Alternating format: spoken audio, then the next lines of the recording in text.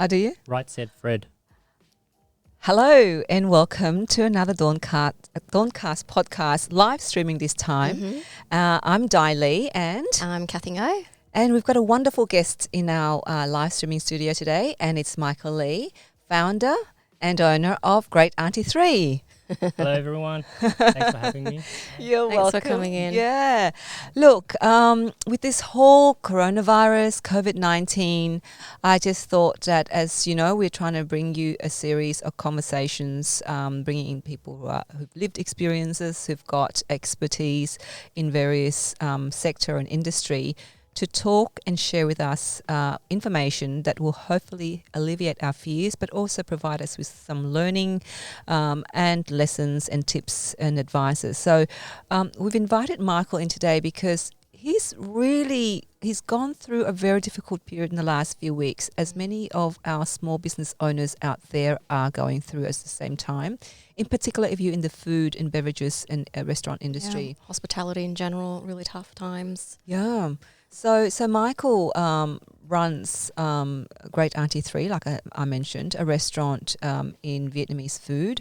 I'd like Michael to talk about, tell us, Michael, Great Aunty Three, what is it, and what are you doing with it now at the moment? But first of all, tell us what Great Aunty Three is.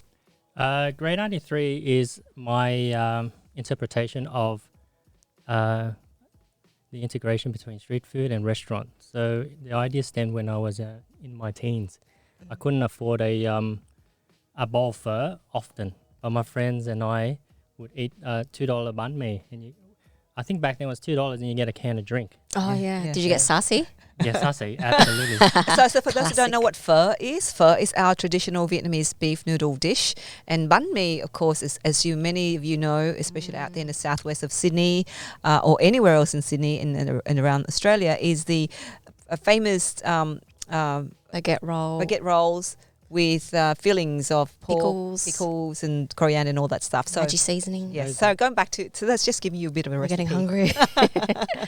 So yes, so you were, that's how Great Aunty Three. So we'd go out, me and my mates, and the older guys had money. They wanted to eat pho or at a restaurant, and the younger guys, like me and my other friends, we could only afford banh mi and a can of drink, and we were looking forward to that, but we wanted to eat together.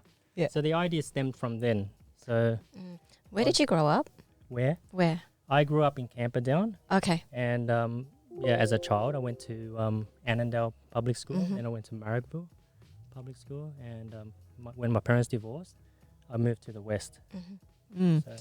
So with the whole coronavirus, obviously it has a huge impact on restaurants. Absolutely. And you have, please tell us, you last week when I spoke with you, you were kind of in your mind, you were trying to understand what's going on and how that's impacting on your business. Can you share with us the vulnerable moment that you had when, people were told you can't go to restaurants and eat, only takeaways? How did that immediately impact you? Just like everyone, I felt the immediate fear and uncertainty, but I am generally optimistic in my approach to life because I've been through so much. I've been through a lot of adversity, so to me, I was always looking for opportunity. But honestly, it was a very hard period. My biggest fear was losing everything that I've put into the business and sacrificed. I've pretty much sacrificed 2 properties that we sold, put on the market to pay for the building of these restaurants. And looking at my staff's eyes, their fear, uncertainty of them losing jobs, it drove me to find a solution. So it was a very scary time, but you got to look back as to why you started this journey and never give up on that vision. So I started putting pen to paper, and I'm working on plans to build the business in this challenging time. So, what was, you said, looking at your staff eyes, can you take us back to that moment when the government directives was that people, which social distancing, you're not allowed to gather, more than in close areas, more than 100 people, or now I think it's gone down. Even in a wedding you can't have more than 5 people, and at a funeral you can't have more than 10 people. When that information came through, what was your immediate thinking? As you said, you were looking in your staff eyes. What did you think you had to do? Take us back there. My biggest priority was How many have you got? How many staff have you got? we've got 5 staff at the moment. One has gone back overseas because his parents got worried about him being stuck in Australia. So we've got 4. And so tell us. So what went through your mind in terms of how this is going to impact you and your staff? I made a promise to myself to look after my staff because I know their loyalty has. My staff have been with me since we've been open. We've been. How long has it been? Since 2012, but we actually established 2011. It just took a year to build. Yeah. And their loyalty, it drives me to ensure that they have a job. Because it's like family, isn't it? Like Absolutely. they're all family. I could not run a business without my team. Yeah. That's why I'm here today, and the business is opened. So you got to remember, it's hard to find good people. So my immediate response was, okay, what do we do? So I sat down with staff and we came up with ideas. And that's when I realized how much fear is in their perspective of this situation. So what did you have to do differently? What did you think, or what did you then have to put in place to do differently? Because obviously people aren't coming to the restaurants anymore, are they? Absolutely. So we looked at what we can't do. I mean, we're still blessed with the opportunity to do takeaway food.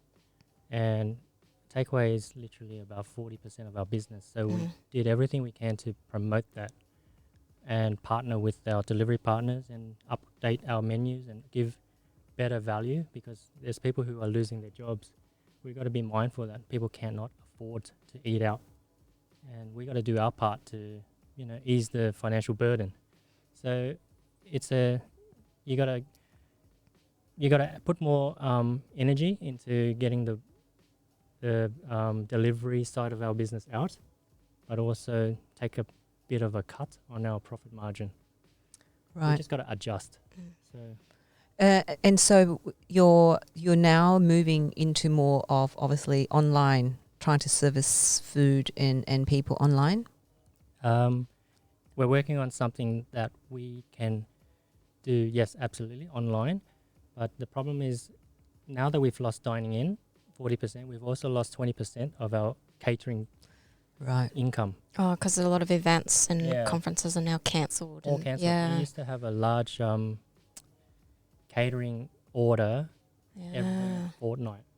Right. And every week we'll have a small one, but every fortnight a large one. And we've lost that because of the isolation measures. Yeah. So, we're working on ways to do our own deliveries, because Uber Eats takes 35% of our profit margin. 35%. Yes, people. Holy moly! It's really. So there you go. Challenging. So for, I don't know what business owners out there, how it's feeling in terms of like what you guys are going through, like Michael. It's assessing your whole business model, I mean, have you spoken with Uber Eats to see how they can reduce their margins? I mean, surely. Yeah, like if like a whole bunch of restaurants get together just to say, hey, the situation's here, like how can we work together? Because obviously like the Uber Eats are making shitload of money right now. Yeah. It's just not fair at all. Yeah. Yeah, it's a good point. I guess we can. All restaurants should come together and bring that proposal forward. But at the moment, I know that Uber Eats is doing their part. I've received a lot of email that's good notifications saying that they've given us some credit to do free marketing. Yep. And they've waived the fee for everyone who orders online to pick up. So they're doing their part, and it's up to us as business owners to take on that opportunity. So. And how are you feeling overall? Do you think do you think that there's light at the end of a tunnel for businesses like yours? Absolutely. I know I have faith in our government, believe it or not, that our government will do what they can to help us get through these dark times and come out strong, because it's in the best interest of the government to make sure that we survive, because small businesses are a large part of the economy. Yeah, We employ that's right. so many people, and everyone's got to eat. So I'm trying to ride this out as long as I can, and it's just a matter of hearing what help is out there. But for now, we just got to we've got to swim through these waves. Are you aware of information that are available through government websites to support small businesses, like in terms of how to maintain your employees and the tax breaks that you can get and all that stuff? Are you aware of that? I'm more focused on getting my business to stay afloat, so I haven't been able to look into that. I have asked that question to my accountant and a few friends, and there are stimulus packages out there, but apparently that's all done automatically. So I am still unsure of when that is coming through or if it's coming through. But for now, I'm aware, but I haven't. There's not much I can do. It's not in my hands. What's your advice for businesses out there that are like yours? What's in terms of what they're feeling, what they're thinking at the moment in terms of the whole uncertainties and the whole fear climate that we seem to be living in, isn't it? Yeah. Look, it's very, very, there's a lot of uncertainty. We don't know what tomorrow brings. I've seen a lot of restaurants, I've heard of 2 restaurants on my street closing shop and letting go of all staff, because can you imagine that you have to continue paying wages, electricity, overheads, rent, knowing that there's no income coming through, because a lot of people are not blessed like us to have a lot of a takeaway. 40% is not a lot, but it's still a lot better than some people. Yeah, that's who right. don't It gets have you any by. takeaway. Yeah. So it's very challenging times. I think you just got to look at what's in front of you and what's more important. Because you've made it this far to get your business to where it is today. You can do it again. And I can only hope the government, the community, can come together and help small businesses get back on their feet. But for now, I can just expect a lot of businesses to shut shop because they're bleeding. Yeah. Do you know, can I quote I saw it on Facebook, and I believe it's Is it a meme? it's Fat Panda memes. in Canley Vale. Oh, Canley yes. Aunty. I know Fat Panda. Jenny, I know I was going to reach out to Jenny and find out how she's going too. Yeah, I've eaten there, and I love that place. I saw one, I'll reference Jenny. Yes. And she said, do you remember the scene on a Titanic when the musicians were playing music, even though the boat was sinking? Oh, yeah, I remember that scene.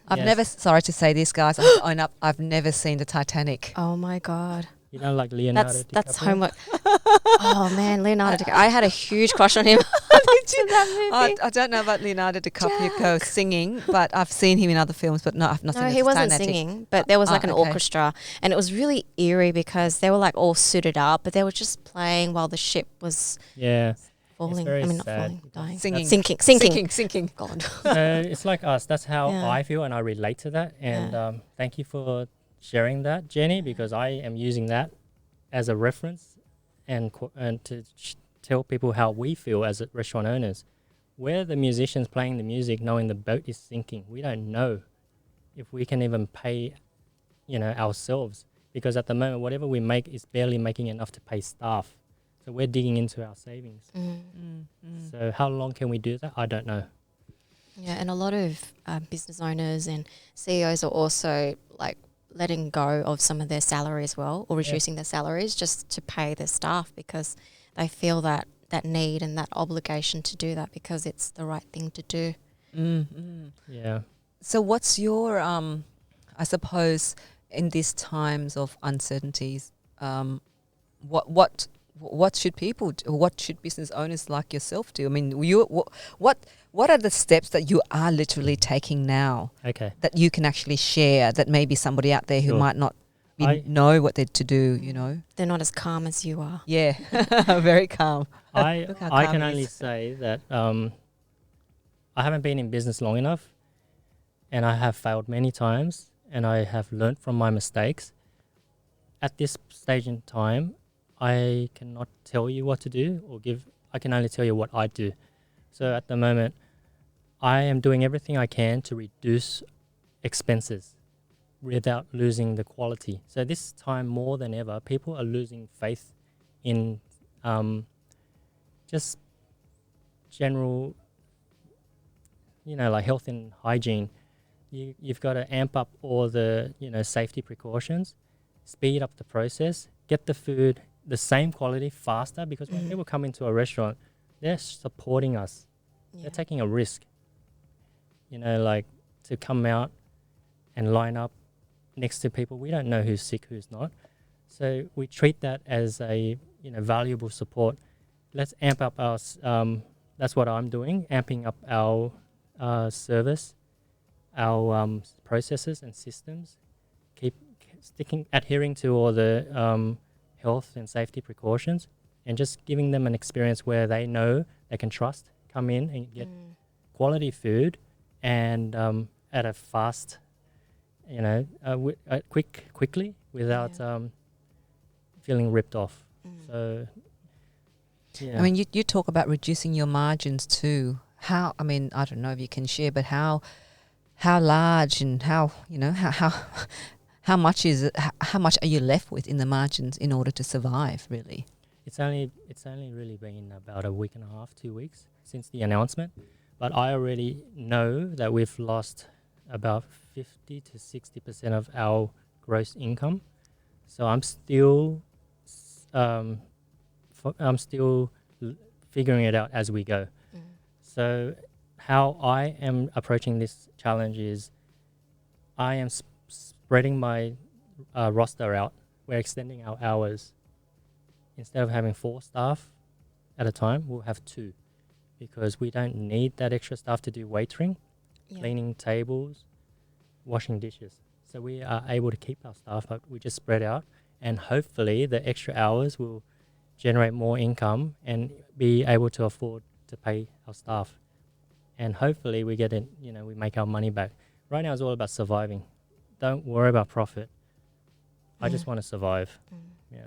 I love your earlier point about once the announcement came out that you got all your stuff together just to brainstorm some ideas. And I know that in tough times, business owners don't have that sort of leadership style. They're like, right, you do this, you do that, and then don't take that collaborative approach. So what's your kind of view on your sort of leadership style, and do you think that has kind of led you to not shut up shop, basically? Well, I come from, I've been in work in career paths where I was able to understand the psychology of hiring people. So I always pick the people who have a can-do attitude, and who are, and I coach them to use their voice, and their voice counts in our team. Because at the end of the day, there is a saying, you can bring a horse to the water, but you can't make a horse drink. So I don't want to force my staff to do something. I want them to tell me how they see this challenge and what how they can solve the problem, basically. do to solve it together. Because at the end of the day, if I'm holding on to their jobs, that means that they're the ones at the front line and their opinion counts. And as long as they're willing and their loyalty is there, then I'll do whatever I can to sustain their jobs. Yeah. So you've had the business since 2011 / 2012. What were you doing before that? I'm interested to know. Okay.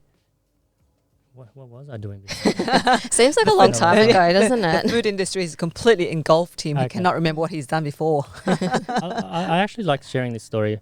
Prior to opening the restaurant, Great Aunty Three, I was a knowledge manager trainer for Commonwealth Bank, and I was there for about 5 years. Wow. So is that like learning and development? learning and development. We were part of what they call the IT service desk. So we were the first level support for in-house Commonwealth Bank applications, which we called ComC.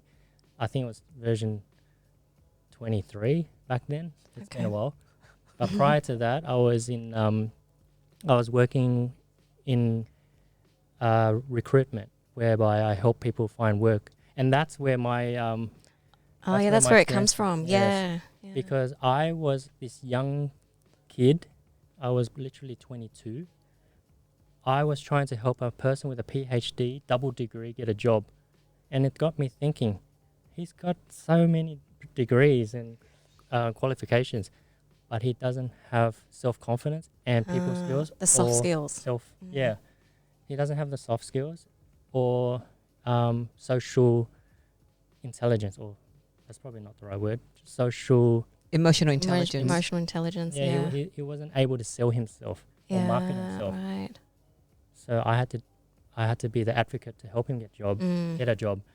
So that gave me confidence that, to get to where I am today. Yeah. Bringing all that social skills, social understanding, emotional intelligence. That's the word. I guess so. Yes. Having that emotional intelligence. So are you still feeling like? I mean, look, we've had experts on our Dawncast podcast talking about how even the government themselves this is a whole COVID-19 is a really new thing, and they on a daily basis sending out more information because there are still uncertainties. So even the government itself, there's still some uncertainties about how what they need to do. They can only announce what we have to do based on the information that comes in. So it seems like everybody is in that mode at the moment, isn't it? So for you now then, you're in that space too.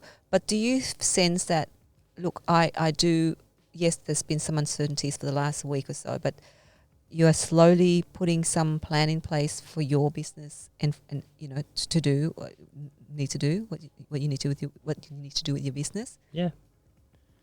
Well, since the announcement, we've seen a huge drop in sales, but what gives me hope is I can see the general public community is still there to support us. I know they don't have to eat our banh mi and noodles and pho. They can eat anywhere, but they came here. So it shows me that the community is coming together, supporting us. And we're doing our part by reducing the price. But as you can understand, we're not making much money. We're actually losing money. But it gives me a lot of hope. So behind the scenes, I have worked, like I said earlier, we are working on our own personal delivery within the immediate vicinity so that we can offer a solution to bring food without losing so much profit margin, like 35%, and something that is fun and useful and engaging for our customers. I'm not sure if I should tell you because it hasn't been launched yet. But that's all right. You can launch it here. I guess so. Yeah. Live. Good PR. Live streaming down into, Okay, look, everything happens for a reason. Yeah. Okay, so what I'm working on, I'm calling it, what am I calling it? Great Aunty 3 Home Edition. So basically, we're going to give you kits to create your own pho at home. Oh. And there'll be family kits. And it'll be packaged nicely. So I'm working with packaging designers.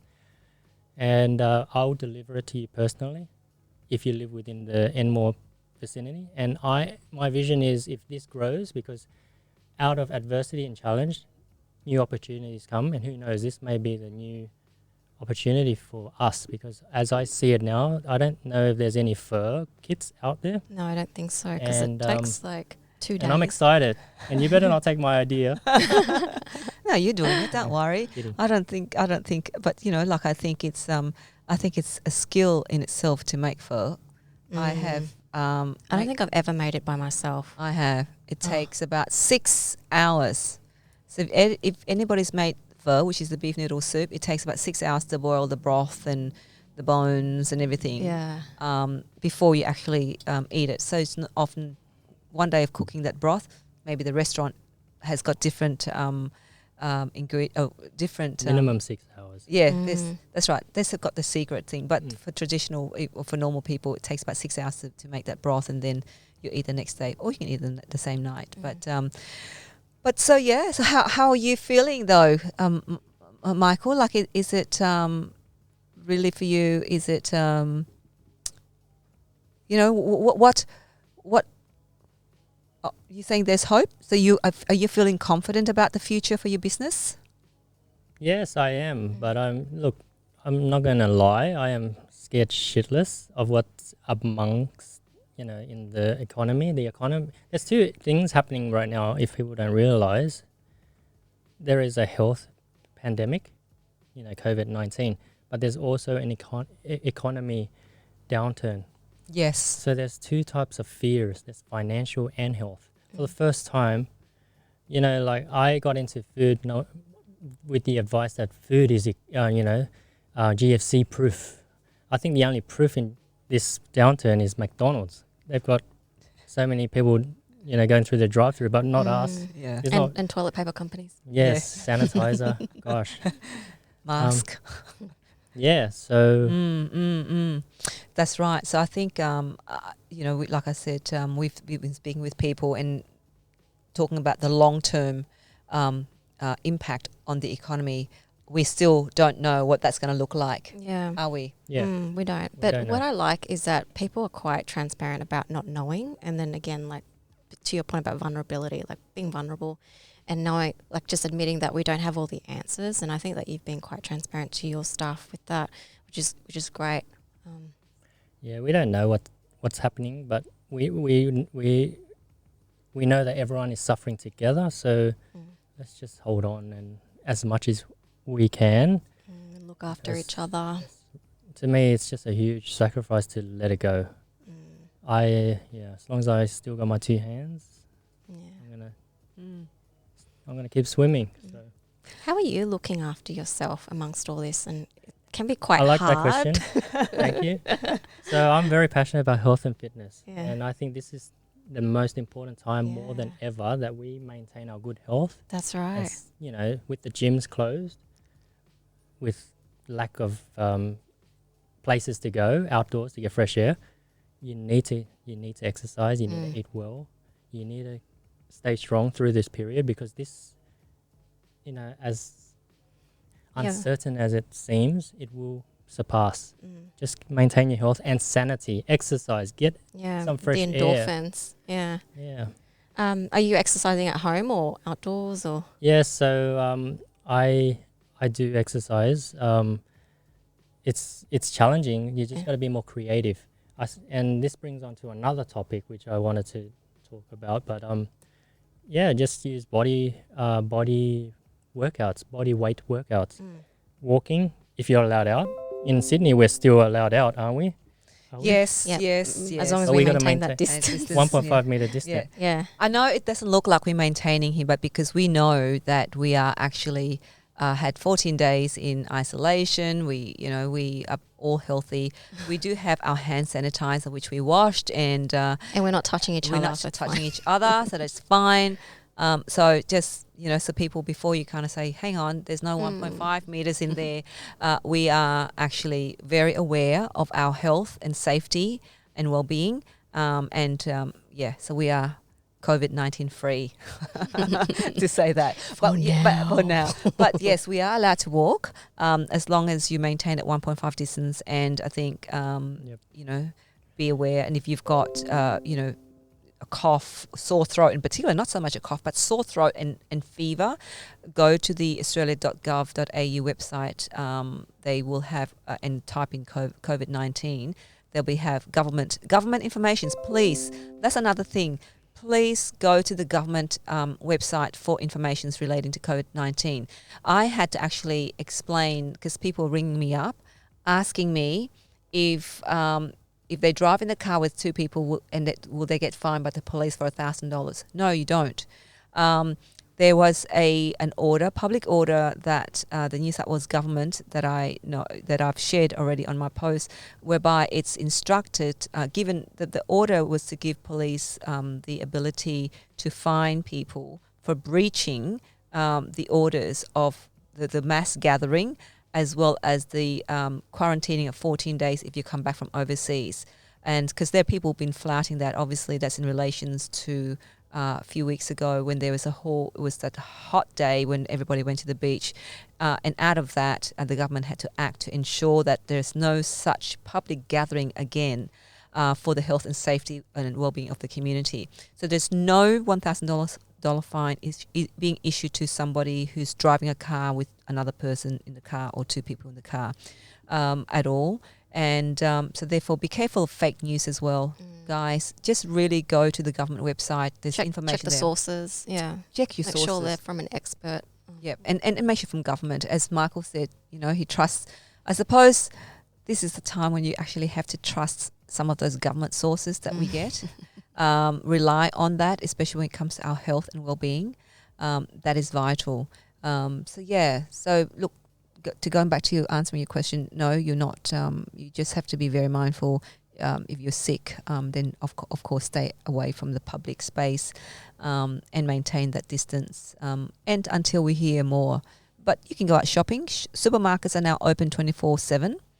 Pharmacies are as well. So that gives people the ability to go in to shop. You're not crowded like hoarding toilet papers. And I hope people stop hoarding, going and having that mass kind of Panic. Yeah. It's not Boxing Day, Sal. No, no, please. We want to really ask people not to panic. And part of what Dawncast podcast is trying to do is provide you with information informed from people with lived experiences, from experts, but from a space of, as Cathy said, non-judgment.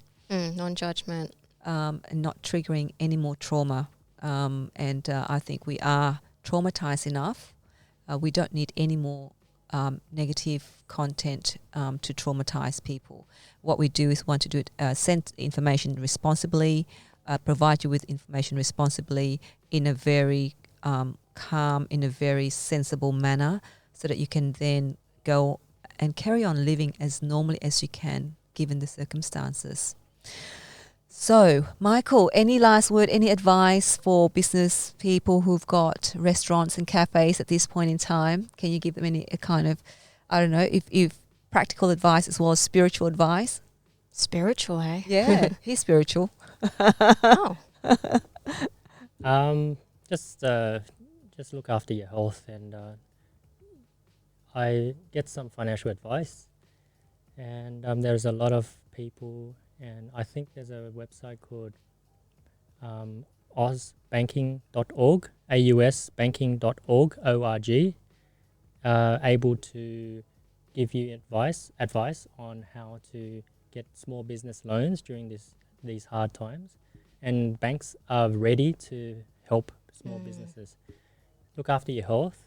That's so important right now. It's easy to fall into a dark space or hole. Eat well, sleep well, drink plenty of water. Just maintain your health, because remember, your immunity will fight against this COVID-19. I am no expert. I'm just saying. Exercise. Keep yourself occupied with things that will help you grow. Learn things. Take on a new challenge if you can. I see a lot of opportunity right now. I'm going to learn how to get onto TikTok. And How's that going? I can do TikTok. Should we do TikTok? Yeah, we can do TikTok. We can do TikTok. Watch out for us on TikTok. We'll do a dance, Michael, me, and Cathy will do a dance together. Right. Okay. All right. Challenge accepted. Done. TikTok challenge. I'm willing to do whatever it takes to. I don't know, because if you think about it, wherever there is a problem, there is always a solution. Yeah. So right now there's a lot of kids outside of school who are bored. So if you're a kids entertainer, or you like doing, I don't know, puppet shows, do it on YouTube, TikTok, whatever. The time is now. You don't know. It may bring a new TV show one day. Hey, like Dawncast, podcast. And if you're into gyms are closed. Why don't you do online training? Because what you know, someone may need. Exactly. There's a lot of opportunity. Yeah. So, thank you very much, Michael. You're welcome. Thank you for Thanks for having me. coming. Yeah.